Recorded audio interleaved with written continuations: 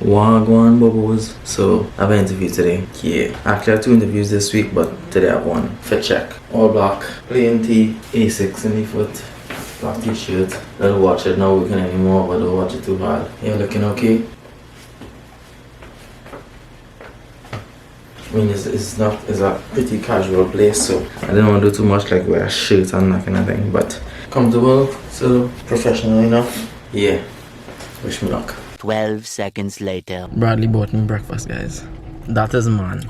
Breakfast in bed.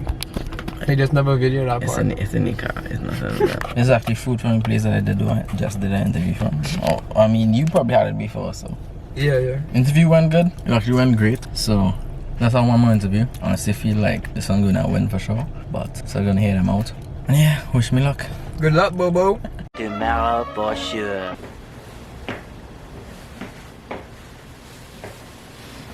Can't remember last time I tucked that shit in my pants. 7 days later.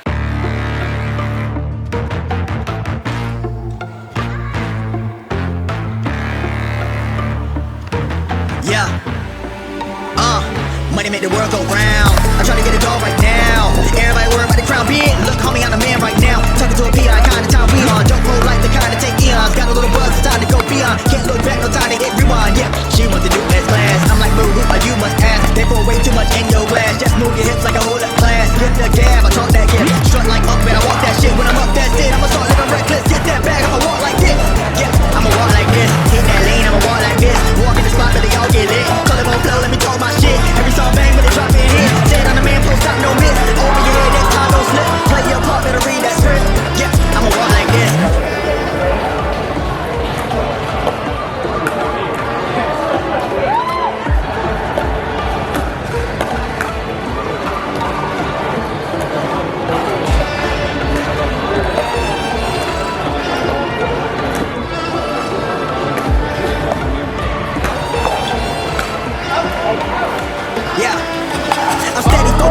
Now I'm trying to count to 100 down. That's daily. Gravy pay me. M's and M's, no Slim Shady. Bank account going so crazy. Still live it up when I'm over 80. Flying, I'm hotter than Hades. Middle fingers up to the ones when I hate me.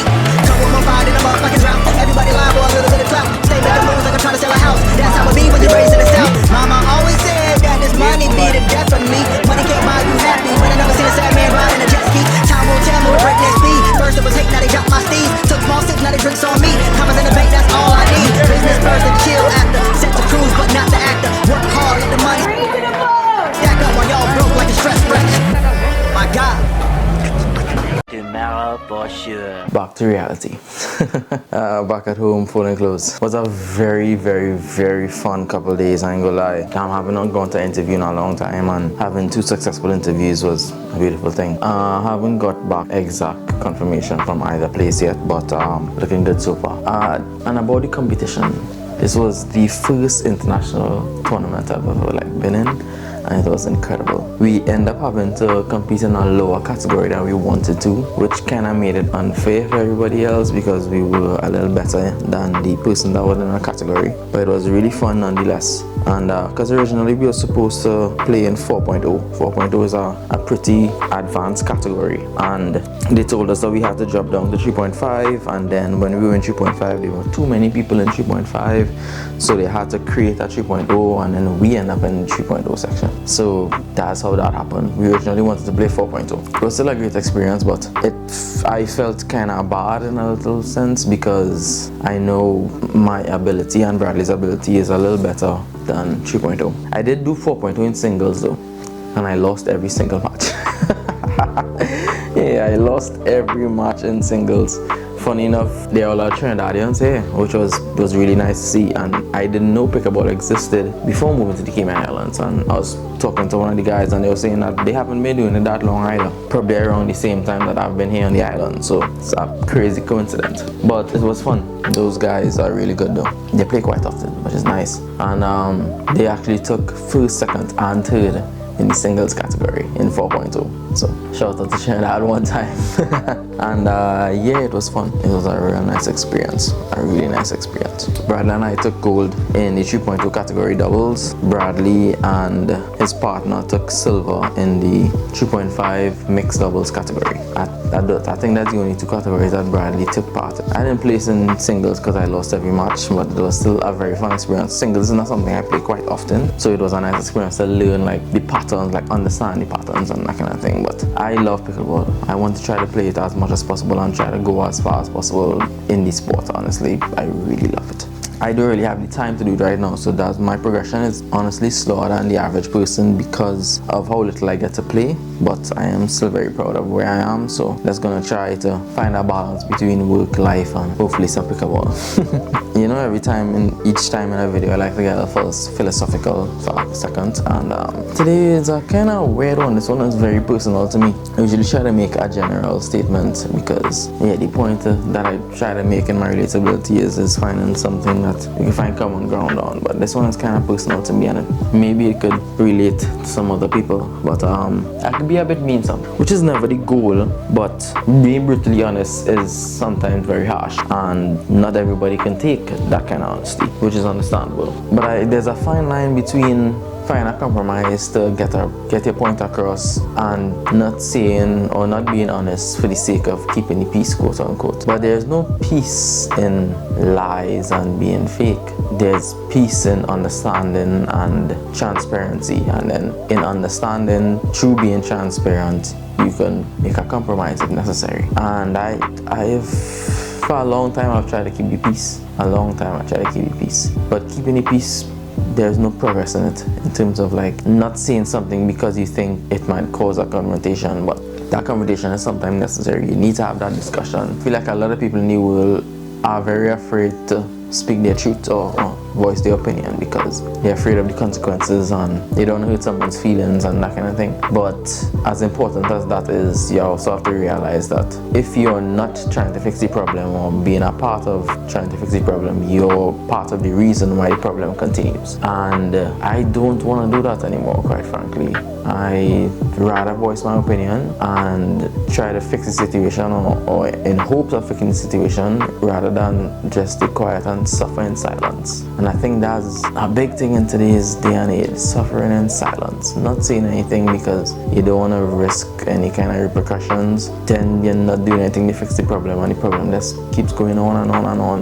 And why I say I tend to be mean, because I'm not the type of person to don't want to suffer in silence. So I try my best to voice my opinion when I can, and as much as I can, because I don't want to sit back and just watch the world burn. There are too many people in the world that feel entitled to being wrong because no one wants to tell them that they're wrong. If you go through life not being told that what you're doing is incorrect, you're going to believe that it's right. And I think that happens way too often than it should. So yeah, I'm okay with being called mean in the sake of trying to tell somebody that they're doing something wrong, because quite frankly that's how it is. You have to be able to take criticism. You have to be able to take that criticism and make a change if necessary. Take a look at what you're doing. If enough people it's kind of like a majority thing. Not everybody will believe what you're doing is wrong, and they might also be wrong. But if everybody really stood up for what they thought was right, I think a lot of things would change easier, because we are in agreement. Let's say 10 persons are in agreement that this is wrong, but only one person is willing to come and say something about it. The other 9 persons, by default, are saying that it's right in the situation or in the eyes of the person that's doing something wrong, and that's just gonna make the problem go on for much longer. I don't want to do that anymore. I think as of recently I've been labeled as a bad guy because of it, and I mean, plain talk, bad manners, I don't care. If I'm the only person that's gonna stand up against them, I'm gonna do it. It's whatever. I'll suffer the consequences for trying to be right. And yeah, I think that more people should be able to be brave enough to stand up for what they think is right, because the others just like you who would want to do the same thing need that support. Without that support, nothing will change. The only way that we can make that change is if we support each other. And yeah, be able to keep us support your brethren. If it is as a collective, you'll seriously believe that a change needs to be made, you'll need to support each other in an attempt to try to change it. I think that's a problem. We have too much in today's world, and it needs to be addressed as soon as possible if it is we need if it is we want to see a positive change in the future. So support that group of friends or that group of comrades or that group of co-workers that you believe has the right mindset to fix a situation. They need your support in order to do so. Without it, nothing is going to change. We're all going to end up just suffering in silence, and it's going to prolong a problem that could be fixed quickly. It is very personal to me. I'm sure you can tell I'm trying to find a new job right now, and because of a situation similar to that, everybody agrees that something is wrong, but only one person is willing to stand up and say something, and that's a hard position to be in. I know I'm ending the video on somewhat of a sad note, but they don't have to be. For those of you out there who know something is wrong and agree with the person who might be signing up, or agree with a lot of people who's not even willing to sign up, there's strength in numbers. There's strength in numbers. Having that common goal and that common agreement is a beautiful thing. Approach the situation in numbers, approach the situation in unison, and we could make a huge difference. As always, thank you so much for watching. Love you all so much, and I'll see you in the next one. Peace. So I just got an email from the Ritz-Carlton, which is a very big hotel, and I got a job, but I don't want to take it because I'd much rather work for the other company. So I just called the other company, and I'm waiting to get back an answer because they can't hire me immediately because they have other permits to submit before they can hire more staff. So heck, it's great. It's great. I was good enough to get a position in a very big company, and it was both companies. And I don't know what to do with myself right now.